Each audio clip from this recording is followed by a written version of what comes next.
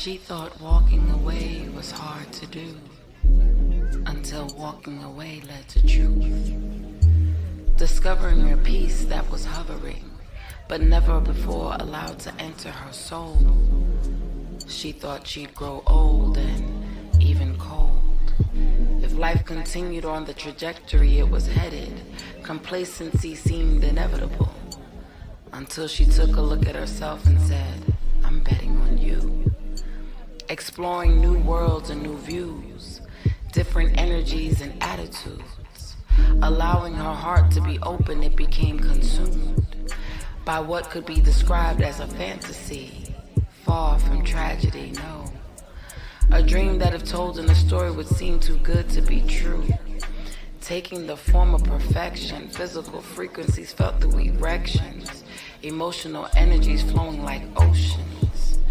Ocean brings forth life anew, birthing art inspired by Mahogany's Muse.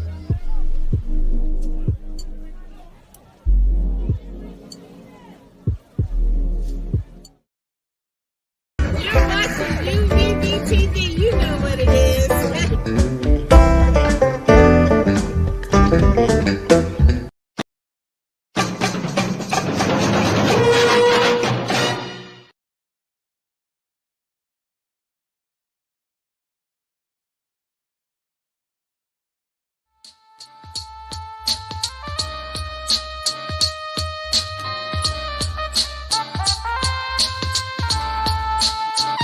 Yo, Flame. Yo, what's up, Justa Verses?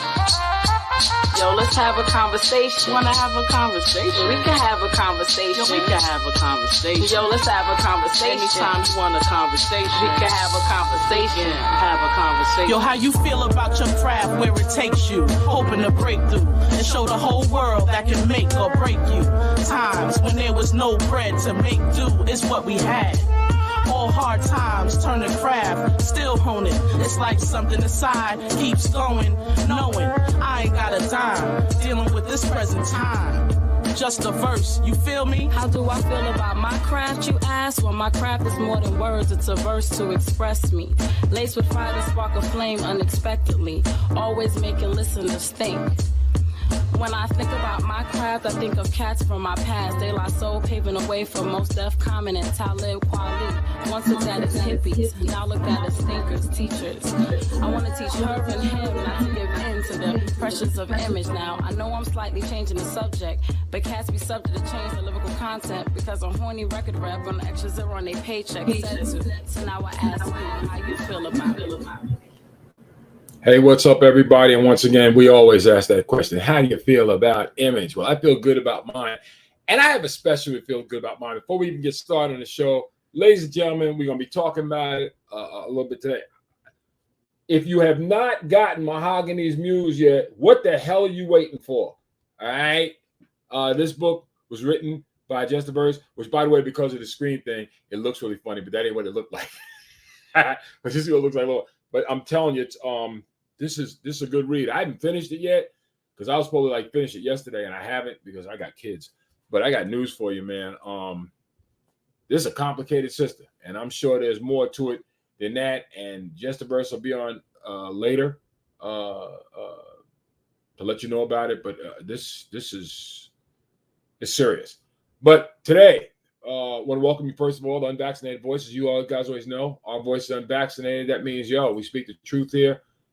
People not held back from what they got to say, and we talk about that. We talk about the people we got. First of all the way out in the AZ, we got the young lady herself, the master of the pen. You know what I'm saying? I can call her the stroker, and I don't feel bad about saying that because she grabs a pen, she strokes it, she comes up with verses and lyrics. Pen game matters. And a great book. Justa Verses out in the AZ. How you doing? Pen game matters. Remember that hashtag. That's it. Pen game I matters. gotta remember that. Pen game matters. That's it, man. That's you got right. pen That's game. right. It matters. And you know what? I'm proud of you, but I'm not going to give away nothing about the book that I read so far. But I cannot tell you folks enough. You need to check out Mahogany's Muse, which makes me. By the way, there are other books she's written, Everlasting, and a couple other ones. Y'all need to check because I'm telling you right now I'm going to expand my library because I knew my daughter was talented, but I had no idea she could write like that. And I got to admit, I'm a little shy about some of the stuff, but I'm good with it. I just forget she my daughter, and I just read it. Hey, but seriously, the pen game matters. And you know what? So does knowledge games. And who has more knowledge on this daggone staff than my man out in the CT, Connecticut, none other than Professor himself, John C. Hinton's all up in the house. How you doing, John C? Man, the hell my other sock is at? The fuck? Oh, hey. Yeah, you know, black people need to vote. I ain't lying. Vote. I don't have any books coming out, but I'll be honest with you. I wanted to let y'all know I got 2 books I'm about to finish reading that I got out before I return back to the library. I have but I don't have any books out, but I have been finishing some of the books I tried to read. All right, there's one book I'm trying to read. All right, I just hooked up my Fire Stick. I finished reading how to plug in the Fire Stick. Yo, John C. Hinton, who, by the way, guys, we got a lot of stuff we're going to talk about today. One of the things I want to remind you guys, I'll be talking about during next Tuesday. We got a new show that's been out. You guys got to see it recently. It's popping back out again. It's called And Your Point Is. It's a debate, not an argument. It's a bunch of people from different sides that come out and speak their mind on different things. And it's done in a respectful way. It's done in a way that that a lot of you aren't used to, and you're also not used to the fact that you may actually learn something. But take a shot. You never know; it might just work out for you like that. But what do you say we get straight on down to business? And if y'all don't mind, I want to start out with what the fuck? What the fuck? What the fuck? What the fuck? Fuck. What the fuck? What the fuck? What the fuck? What the fuck? What the fuck? Yes. What the fuck? And what the fuck about this morning is like, ladies and gentlemen, you guys been watching TV. I'm sure y'all heard about all this stuff. But what do you just say we give it a real quick review? We won't get too crazy, but just a real quick review of what I'm talking about, which is this.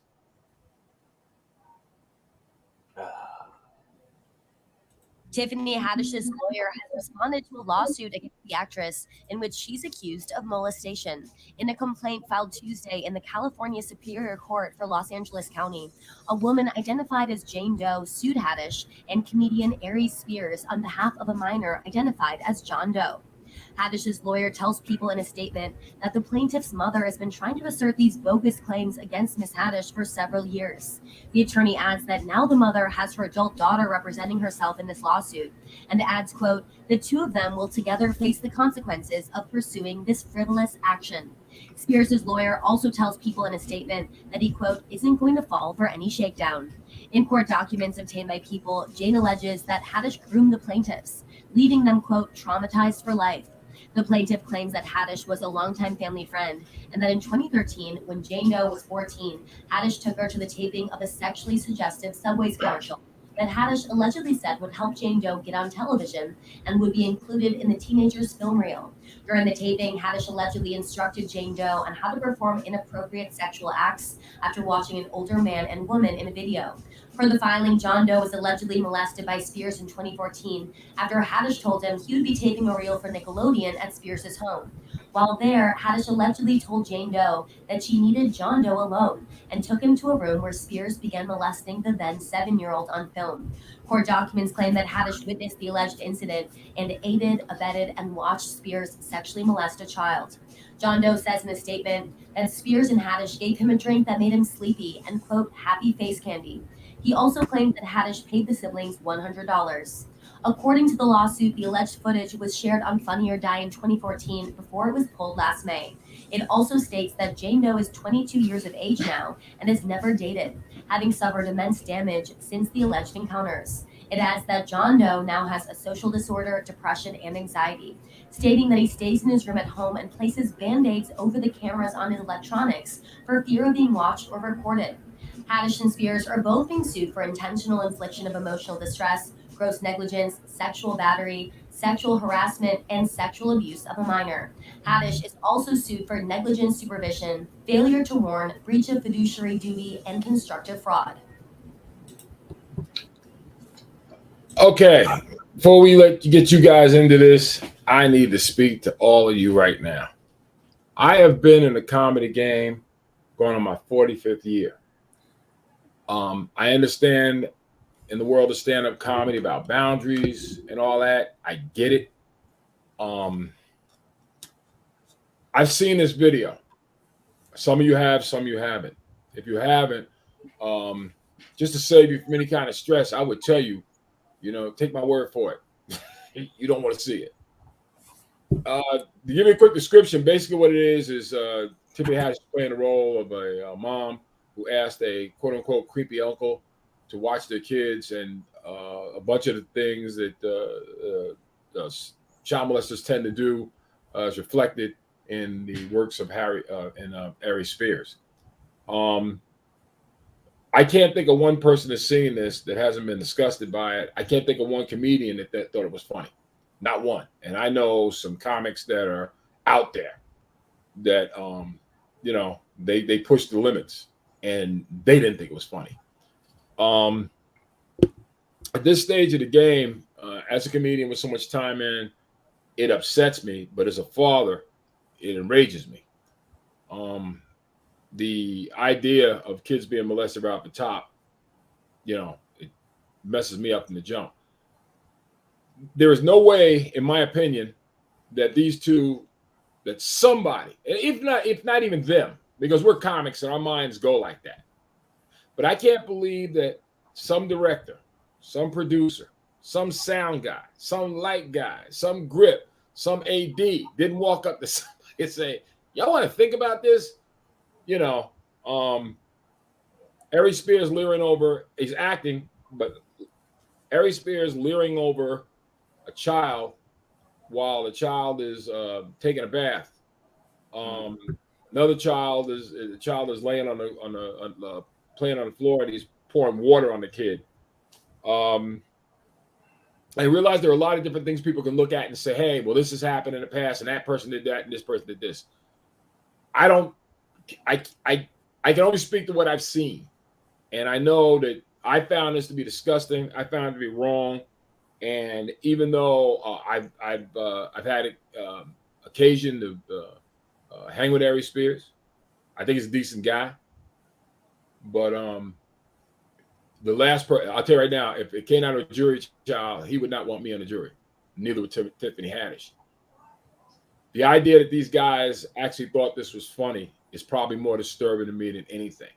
Now, I know there are a lot of different opinions, and y'all feel free to hit up and let me know how you feel.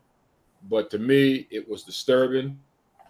And with that said, I'm going to bring the panel in so they can speak their mind on it. First of all, before I ask either one of you about this at all, let me ask you, Justa Verses, have you seen the video? Yeah. I told you I saw it. I saw it. Frozen? No, I'm not frozen. You're frozen. I'm not frozen. You're frozen. That's dope. You're not frozen. I'm frozen. I'm not crying. You're crying. I saw it. I saw it right before they took it down. The full video right before they took. Well, let me not say that. I saw pieces of it because when I went on there, I went on with the thoughts, because this is coming off the tail of him making the comment about Lizzo. So my first mind let people know what that comment was. What did he say about Lizzo? Because some people may not know. Okay, he was asked about her music. He went on to talk about her appearance. He did state that in her face she was pretty, but he was talking about her weight. Everybody wants to act like he didn't say that part. You know what I'm saying? It's not so much that, to me, it's not so much that he made the comment about her size. It's that it was unprovoked. I am annoyed with the internet when it comes to that, because everybody wanted to talk about, oh, look at him and rah, rah, rah. But at the same time, when she was at the basketball game with her ass out, everybody was saying the same thing. When she was naked posing, talking about go vote, everybody was talking that same noise. So y'all gonna keep that same energy. You know what I'm saying? You either gonna defend her all the time, or but you don't pick and choose. So with that in mind, I said, okay, somebody trying to, get clout. This video ain't gonna be bad. So I went on there thinking it's not gonna be bad. And when I saw it, I'm like, yeah, nah. So I did a lot of on YouTube, you double tap it and go forward like 15 seconds. And then I look and then I double tap it and I go, and that's how I saw it. So I didn't see it in its entirety in terms of like frame by frame, but I got the idea. By the next morning, it was gone.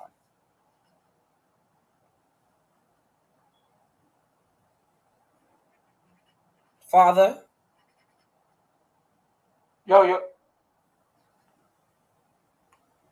John, go ahead, because we can't hear you, Father. Listen, But, I Sorry, looked Johnson, at. go ahead. because we can't hear you. No, all right. Okay, as a comedian, as a father, as a child that was once a boy, getting into the comedy game was the Richard Pryors, the Red Foxes. That's what really got me started in comedy. Then I started watching all comedians. And a lot of people don't talk about her now. Just a little side note. But one of the funniest female comics that I've ever worked with or I've ever known, her name is Simply Marvelous. All the comics that I looked up to, I wondered at the peak of their career, not even at the peak of their career, any part of their career, would they have done something with a little child to poke fun of it? I don't know about the background of every comic that I looked up to. Eddie Murphy's, I've learned about his life. But I read Richard Pryor's book. He was molested twice. Richard Pryor first was molested by a priest. Later, he was molested by a neighborhood bully when he was like around 11 years old, who cornered him in an alleyway and forced him to perform fellatio. He suppressed that all throughout his adulthood, becoming who Richard Pryor became. He goes back filming JoJo Dancer, Your Life is Calling, and that's in his neighborhood growing up in Peoria, Illinois. In his book, he talks about how this grown-ass man came up to him with his child, asking for an autograph. And when he looked up, instantly, it came back to him, just like that, because that man who wanted an autograph for his child was the one that molested him, who cornered him in the alleyway when he was 11 years old and forced him to perform fellatio. The psyche in Richard Pryor's mind, who was fragile from jump, was, do I jump up immediately and try to kill him? What do I do? And immediately, it's just like,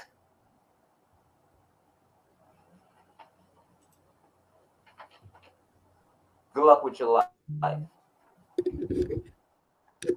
So when people don't think that what happens in your childhood is not traumatizing, how it affects you growing up through being molested or is sexually abused for Black people, Black and brown people, disenfranchised, and seeing your mom turning tricks at a whorehouse because that's how she raised you, like his mother, like the Billie Holiday's moms, and individuals like that.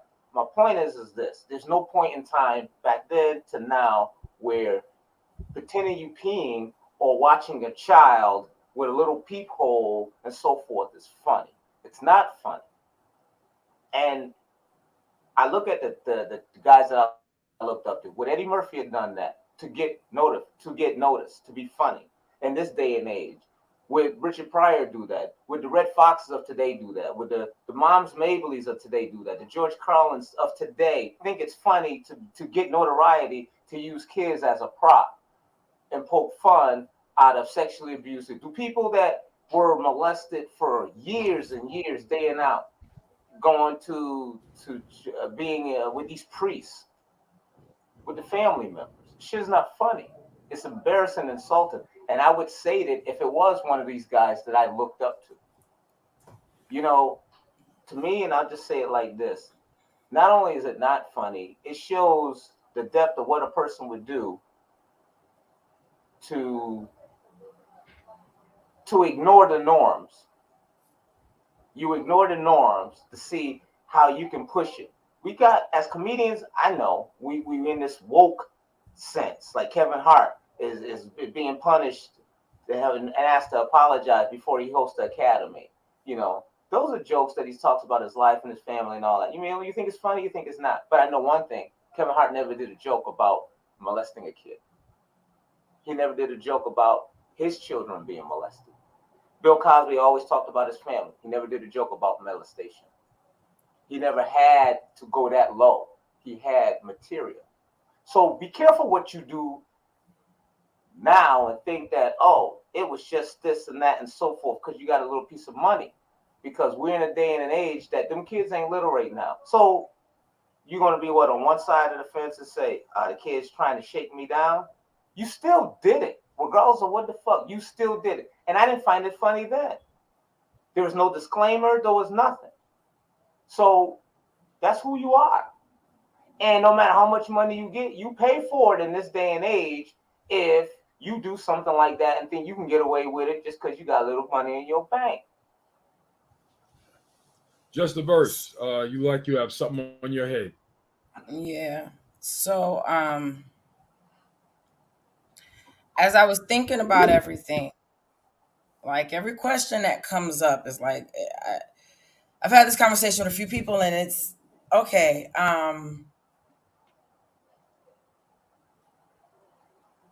Well, maybe they're doing it to get clout.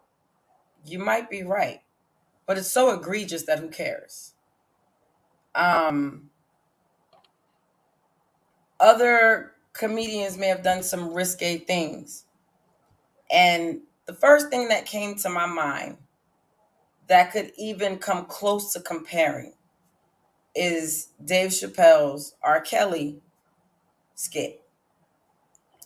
But the difference between the two, besides the first obvious, one is funny and what is not, the difference between the two is that as distasteful as you may say Chappelle's is, which after time I'm like, yeah, I'm not gonna rock with it because I get it. There are victims in this whole thing.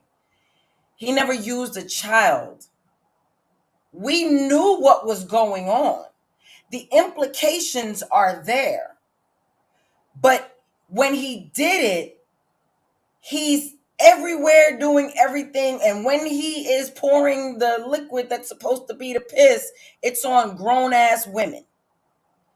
Now, it's after time, though it's still hilarious to me. Again, I never really thought about the victims, like how you at home and you watching the world laugh at something that happened with you. You know what I'm saying? So for that, it's like, okay, I gotta be mindful of things like that. But again, even in him doing something that you can say is distasteful, he was smart enough not to go sticking some kids in there. Even if they had chosen to do this, which again, it wasn't funny. Because I'll be the first one. Everybody who follow me, I already done explained to everybody. I already got a ticket to hell for laughing at things that I ain't supposed to laugh at. And every time something crosses my timeline that's funny and inappropriate, I just get upgraded to a closer ticket to hell because I know I shouldn't be laughing at these folks. So I will laugh at things and be like, damn it, I'm not supposed to laugh at that. But that wasn't even a chuckle type of moment. That wasn't even a smirk type of moment. It just wasn't funny. But okay, you decide to do it anyway.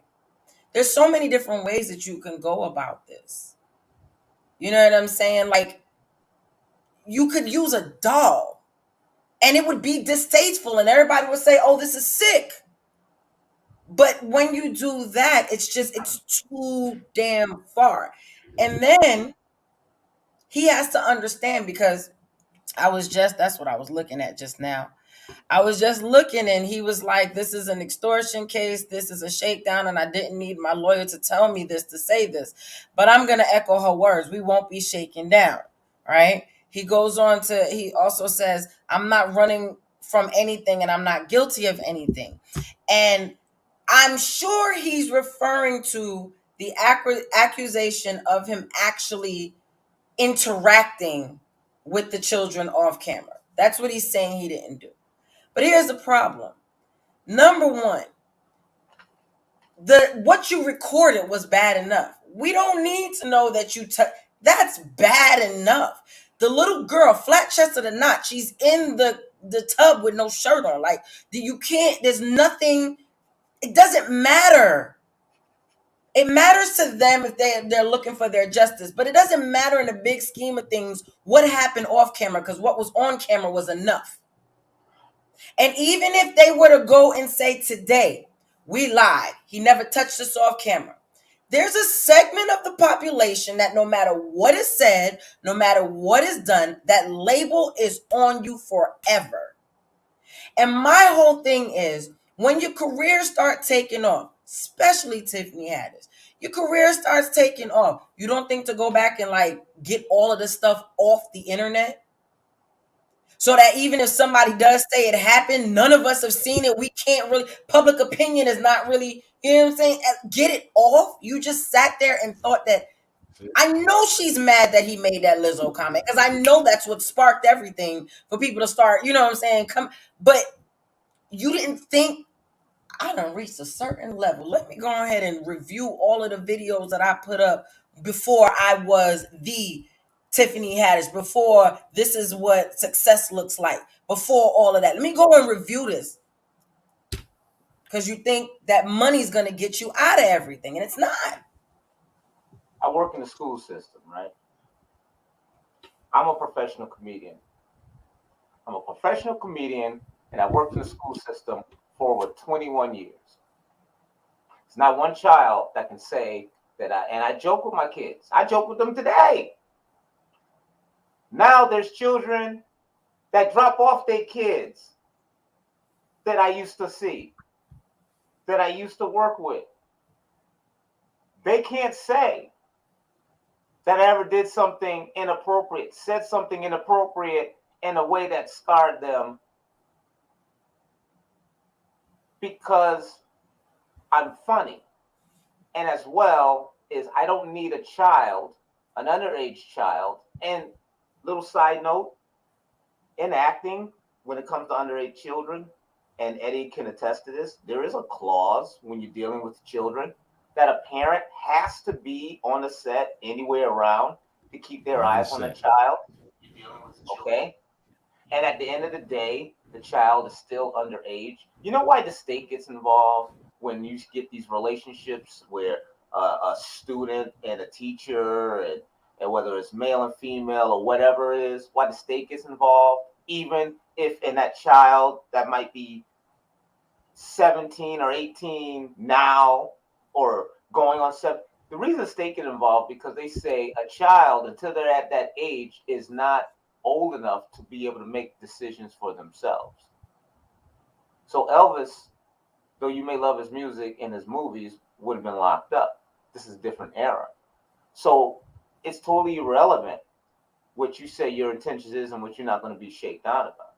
I never was fond of Ari Spears or Tiffany. I respect them as entertainers, as getting their money. But at the end of the day, a child welfare that's it. It doesn't matter. Because once you put something out there, it's there. And that's another thing that people are learning. The minute you put it on social media, it's in the ether. You're not getting that back. It don't matter if you buy, it don't matter if you, every single orphan child, you solve cancer. It don't matter what you do. You put something out there on the internet. It's out there on the internet.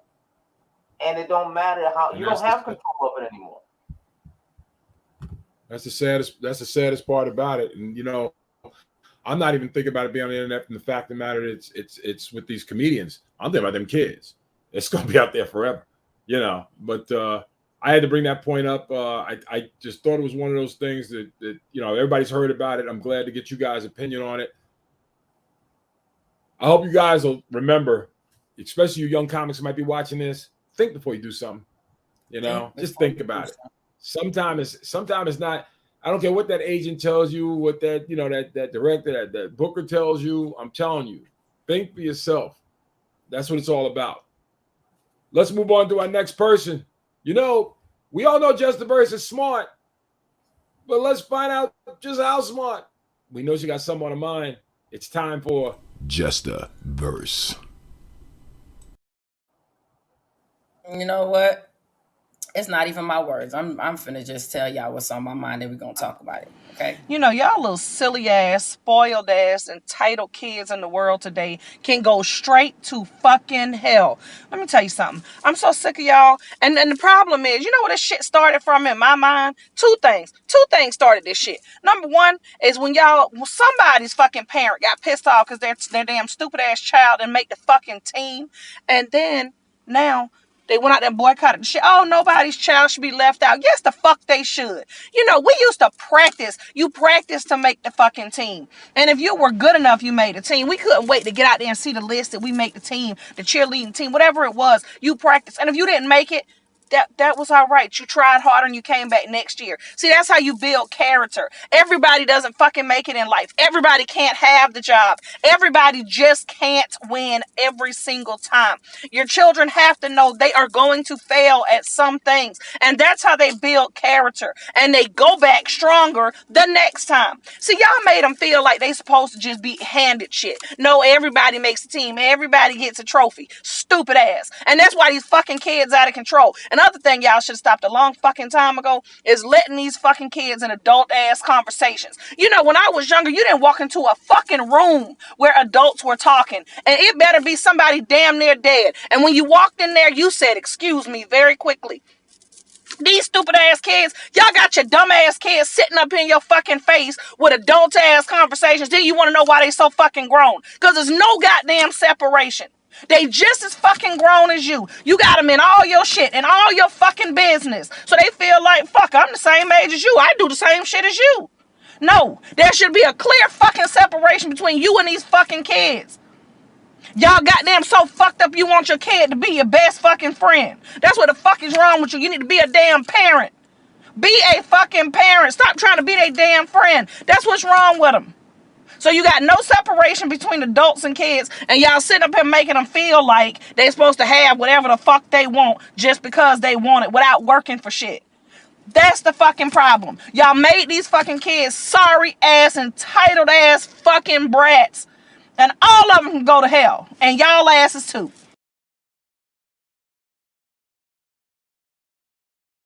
My friends, and that, my friends, is on period. Okay. I don't even need to be in this by myself. All right. When I saw that, very rarely do I let white women speak on my behalf. Okay. Very rarely do I let white women speak on my behalf. But my sis right there was onto something. And this is what it brought to my mind first. I remember when Isaiah, Anan's son Isaiah, was little. I mean, this boy, he's like 5 years old. And Uncle Roy's two older boys came to stay with them for a while. And Travis, which is the one above him, he started playing basketball with Isaiah, right? And I'm there one day, and they have, it's the Fisher Price basketball hoop, it's the Fisher Price one.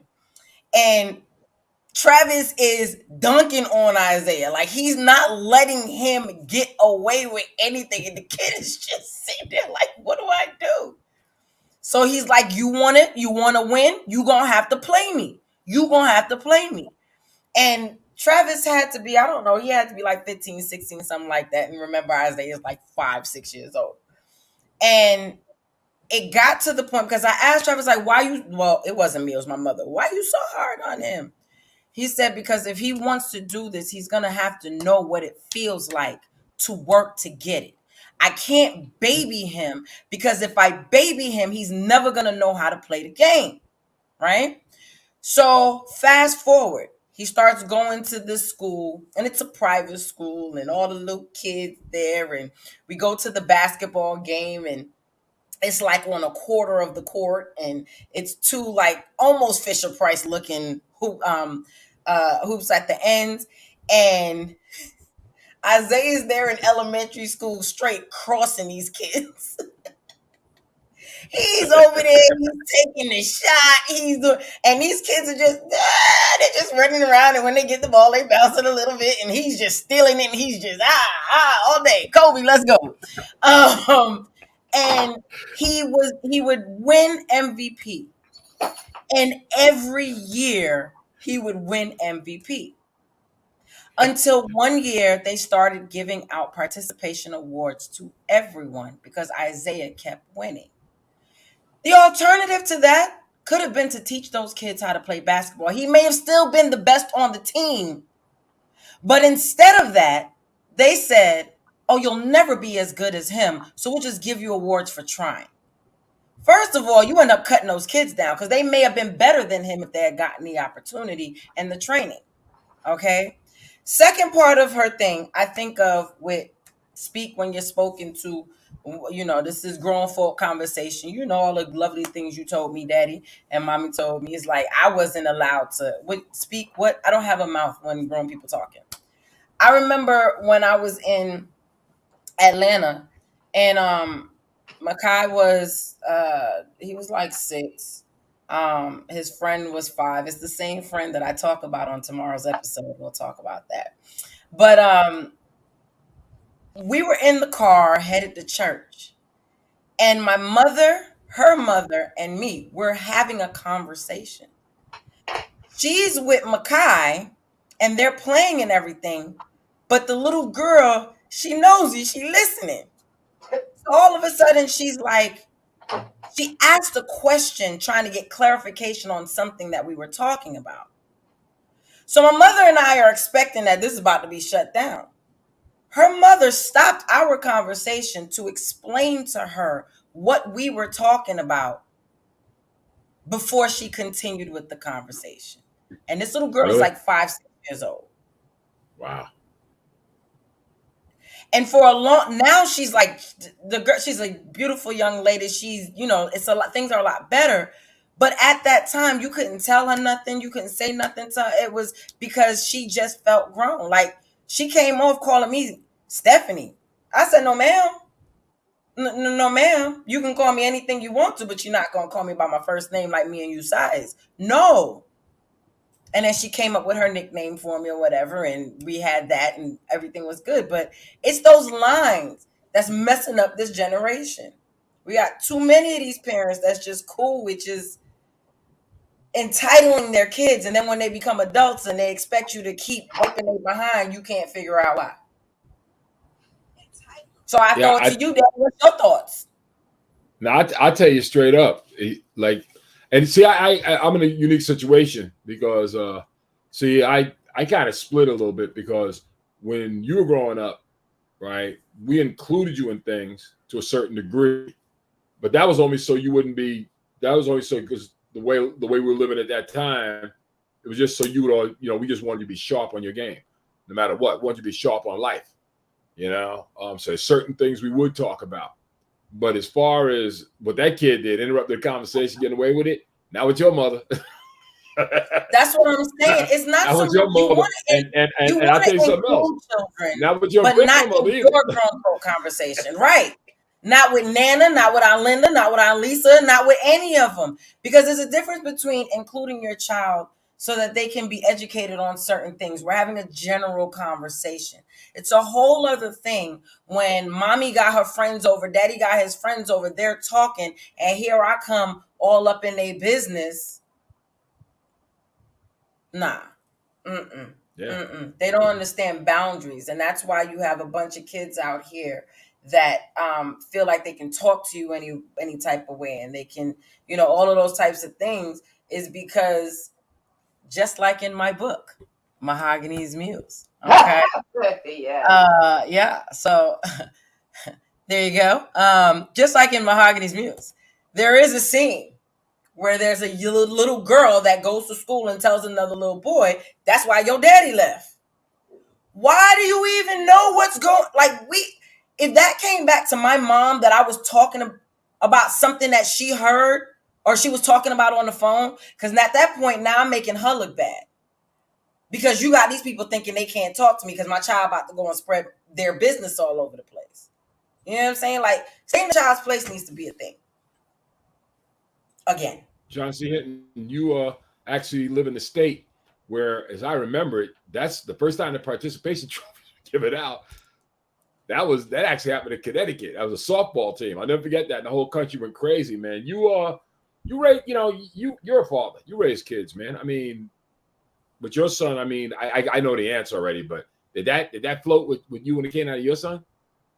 The only thing I told my son, the first organized sport that he wanted to participate in. Yeah, he wanted to, Daddy, I want to do karate. Okay, it's called taekwondo, but I get it. Every child has taken martial arts when he was little. I don't know why. I want to know what the statistic is as an adult with all that money you spent. Those that still get their ass whooped. That's not the story. But I said about my son when he quit, the only thing I told him was this. Really, son? It's only been 4 months. In my mind, I'm thinking, I'm saving a whole lot of money. Right. But it's not about me.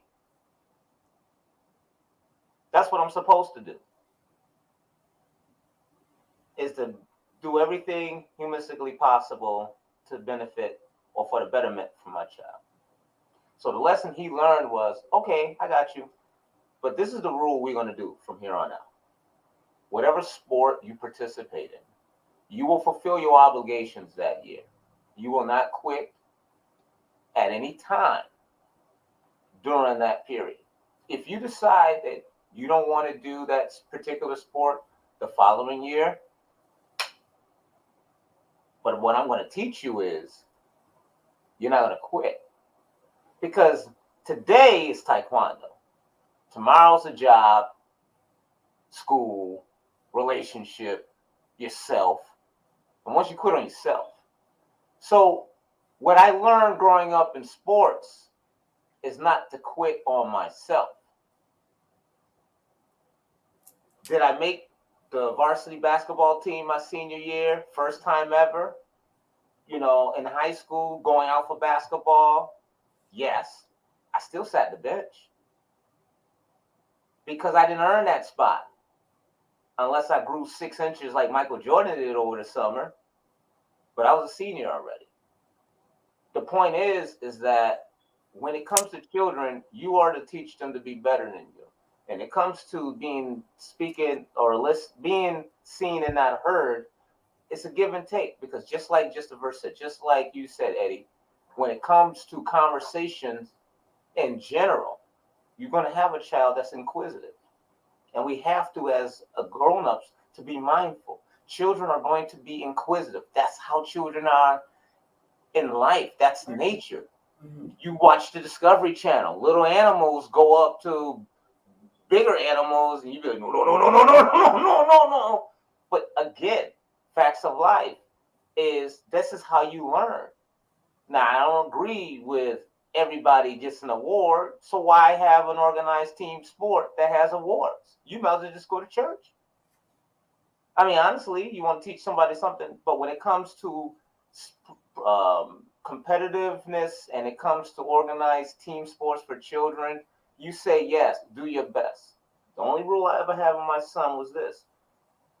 If you ever come in second place out of 100 people and you didn't do your best, I'm going to be pissed. If you ever in a competition, a competitive sport, and you come in last, but you did your best, that's what I'm talking about, because you didn't quit. One of the things I did get out of that video is I hope she don't talk to her kids like that. But conditionally, I'm just going to throw a little history thing in there. A lot of our Black folks have to change up their game like you did, Eddie, because we have personally, whether it's from grandparents, aunts, uncles, and so forth, we used to get whooped or chastised for asking questions, period. And some of the information or some of the reasons that they gave us was the same reasons our slave masters gave us. Who you looking at? What you say, you better not be talking back because I said so. So when I got beat, I heard the same cadences. The same cadences my mom heard from her mother and grandmother and so forth, all the way back to the slave masters. You know, when I watch everything that pertains to African culture and us as a people, I don't see nothing where our people is just beating each other because of being inquisitive. You see the child learning and listening. We have people, educators from parts of our motherland that come here to educate our kids. And you know what some of these kids do? They chastise those educators because of their dialect. This happened last year because we had an educator from Nigeria. So that's when you come in and say, you know, if it wasn't for this little thing called, I don't know, slavery, maybe I would have his dialect. Maybe you would have his dialect. Maybe the majority of us would have his dialect. I said, that's why I like to listen to this person talk, because it reminds me of the accent that I wish I had. But unfortunately, I don't know who my great-grandfather and grandmother was. See, in this thing called physical bondage, we was robbed of our history, our culture, our God. And that is the problem of today's generation. They don't know their history. They don't have a sharpness of mind. They're not being able to elevate themselves to a higher moral standard because the same ones that's trying to raise them are in the clubs. The same ones that's trying to raise them are listening. I seen a TikTok with a girl and her it looks like it's her daughter or whatever, and they do all these TikToks and yeah, she can dance.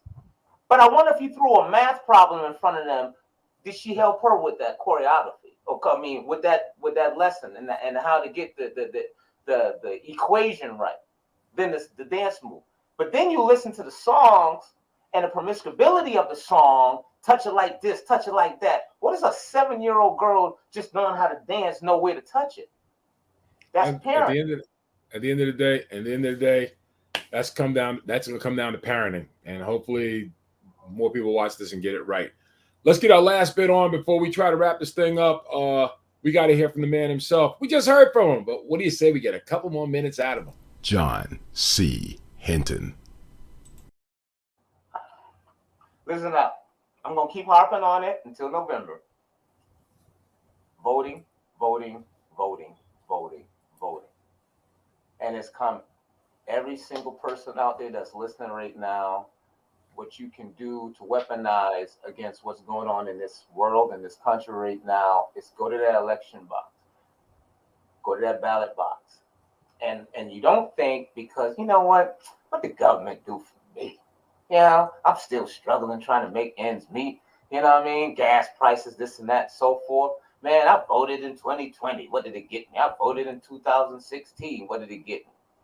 You know, you look at some of these neighboring countries or these countries that we see on world news, and you say, damn, how did it get to that? Because they didn't have voting power. They didn't have it where you want an electoral official that is there for your needs. Next thing you know, they're in prison or assassinated or poisoned. You know, when you have elections where it's 99% all in on you, that's dictatorship. We are blessed, even though this country called America is still an idea. Black and brown people still disenfranchised economically, culturally, you name it. It's still through the narrow lens of the populace, those that don't look like us. But we're on a move, and we need to move to the ballot box, because this November is not just about black and brown men and women. It's about all women, all life. We have individuals right now that are running for Senate seats, governorships. That's part of this conspiracy theory that want to take us back. When they say we want to get rid of critical thinking, that's another word for anything that deals with what this country had did to us, and they don't want to pull the veil back to see. who you love, reproductive rights, women's rights, where to live, it's all on the ballot box. This country, as we're saying it right now, and it's not hyperbole when I say this, our democracy is on the brink of collapse. I'm telling you right now. The only thing that's different is I'm listening to our white folks say it's atrocity of how this and that and so forth. And black folks have been dealing with that since 1619. Native American even before that. So you want to make a difference in your own personal life, get your ass up and make a difference, because we need everyone. Everyone. They're coming for your rights, your reproductive rights, your voting rights, your civil rights, man, woman, and child. We need to get out there and make a stand.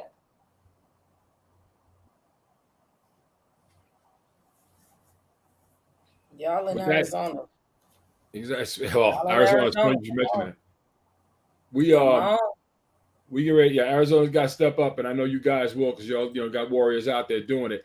We got to get ready to wrap up the show, folks. Before we do, is a couple of things I want to tell you all right up the top. First of all, Justa Verse, what do you got for tomorrow on It's Just a Conversation? Hey! What I got tomorrow? What was it about that? I do it every time. And this time I ain't even smoke. Hold on. We were talking about women putting their hands on men, and us only talking about the reaction instead of the initial action. May not go the way you think that this conversation is going to go. But I encourage you to listen in. We have Shay in the building. We have Jay in the building. Free pops in, and Hugh pops in. It's a great conversation about women putting their hands on these men. Well, my daddy used to sleep with one eye open. Good sleep, too. I promise it's going to shake the house. Coming up, ladies and gentlemen, later this month, we've been hollering about it for a while. Hold up. We've been hollering about this for a while. We've been promising y'all. We're going to promise y'all this for a while. John C. Hinton, the Hintons. John, tell everybody what this is going to be about. Ladies and gentlemen, I apologize to you. This thing would have been rapping. This would have been popping, I would say, my second month. But a little thing happened. I'm getting married in November. You know what I'm saying? I'm getting married. So I was supposed to focus on my show. I had to find me a tux. You know what I mean? And Sweets did something dope, because she's going to be part of the show. I like how women do this. They give you the suggestion, but then the truth comes out later on when you're among peers. She says, honey, do you want me to go with you when you look for your tux for the wedding? Oh, yeah. But then when the company come over, she like, yeah, I had to go with them. Had to, because I couldn't trust it. Because I couldn't trust. All right? And I thought of it, and I said, you know what, baby? You're right. You're right. You're right. Because 3 years, I thought she was just light-skinned. I'm colorblind. I didn't know she was from another island. No, but anyway, seriously. We got so much going on right now, and I'm getting married. And I've been promising Eddie, but I'm telling you straight up, this show that I got coming up, got my girl Sweets on there. We're talking about movies. We're talking about music. It's like conversations with the couples. Those that's just trying to, like what's going to be the movie night? Then I got little words of knowledge, hey, did you know this or did you know that? It don't have to be all about politics and race and so forth. Just a lot of different things in general. It's a dope family thing. And I made sure, I said to Eddie, I don't want to keep people out. If they happen to be on the car, they happen to be able to just get home real quick, want to go out before they do little I don't know what y'all call it over there, happy, what do you call it? I've been in a relationship so long, I forgot what it's called when you leave. Oh, happy hour. There you go. My happy hour is when I get home. I'm sorry. 5:30 to 6:30 on a Fridays, and it's coming to you. I swear to y'all, it's coming to you. Before I get married in November 12th, you should see my Sweets. She's fine. But I got a dynamite show I'm putting together. But again, it would have been on and popping if it wasn't for, tying that knot. It's all good. We got it now. And that's gonna be what's up. That's coming up. Got the Comedy Corner coming up, and also next Tuesday. Don't forget, guys. Next Tuesday, and your point is, it's debate, not an argument, and the subject is gonna be pretty interesting. I will break out during the week. I will be able to check it out. But don't forget our new show. And your point is, this is two people, two different sides, the same stuff you see on Facebook or whatever. But what you think is an argument is these same people, these exact same people you're watching. They come on and talk, and you realize that there actors an intelligent side to them. And we hope you guys will check that out. So don't forget, we got a full lineup of stuff. John C. Hinton's thing, I'm telling you right now, is going to be off the chain. Please don't miss that. And before we leave real quick, I got to throw this on because people don't know about this yet. Check this out real quick.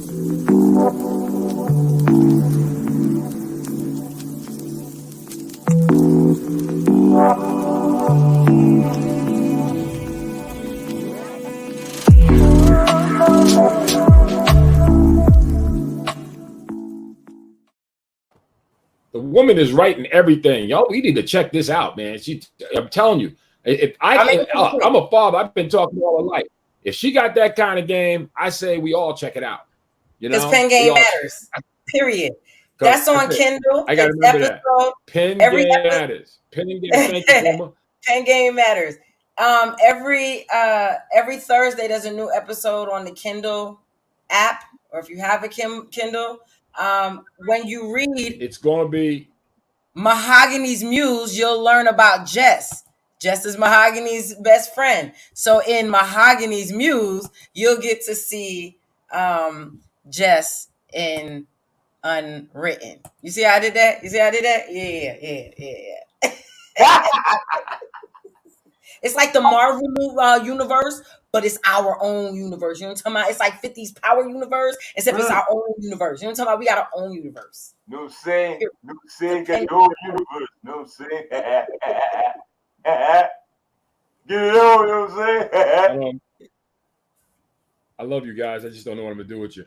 Hey, real quick, I gotta tell you folks before we get out of here, because one of the things I definitely gotta tell you before we leave is Mahogany Fashions is just broken out. They dropped their new stuff. You can check that out. In fact, at the end of the credits, I'll be running that, so y'all have to check it out and see what Mahogany Fashions is throwing down on you. Check them out. Make sure you get the stuff. It's gonna be all good. Thanks a lot, John C. Hinton, for joining us. Thanks a lot, Justa Verses, all the way out there out west. You guys been watching Unvaccinated Voices. I'm your host, Edward H. Clark, and like I always say, we'll talk again. Yeah. The way you talking lately ain't so crazy. Maybe that's because both of us are sedated. First class, different plane of existence. Everything you think it sounds so innovative. Underrated, but we gon' make it. Just like the world, that's why they hate us. The leaderboard, but we the greatest. Why do you think they imitate us? We rising up, can't intimidate us. This is just a conversation. Everybody doing more than observation. They're telling us to be patient, but we won't take it. We will not be complacent. We can learn our races. That's why the history and all our innovation. We just having conversation. Everybody doing more than observation. This is just a conversation.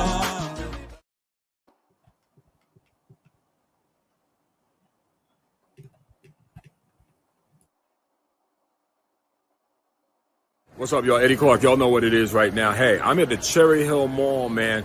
Checking out something different, something new, something ready for everybody. Mahogany Fashions, that's right. Aspire to inspire. That's what it's all about. And we here with like the owner. What's going on? What's going on, people? What's going on? My name's Ivad, co-owner of Mahogany. It's a brand that I operate with my wife, so come check us out at the Cherry Hill Mall, for sure. That's right, man. You also online, right? Yes, sir. We're online. You can check us out at Mahogany.com, and you can hit us up anywhere from email. You can go on the Instagram, Mahogany.apparel, and all socials, and you can find us there also. Yeah, man, it's out there, man. If you're down here in the South Jersey area, Cherry Hill, man, you come down, check them out. You know the deal with us, right? Unvaccinated Voices, we support black business, and that's keeping business in the black. That's what it's all about. So you got to be able to get this stuff. It's online. Check out the QR code I'm showing you guys right now. Make sure y'all check that out. Hit that up and check out Mahogany. It's going to be on every week on the show. We're going to be pushing it, so y'all need to know. We support black business, keeping business in the black. That's what I'm talking about. So make sure y'all check us out. Mahogany, aspire to inspire. What the hell more do y'all need to know? Check it out, y'all. You watching UVVTV. You know what it is.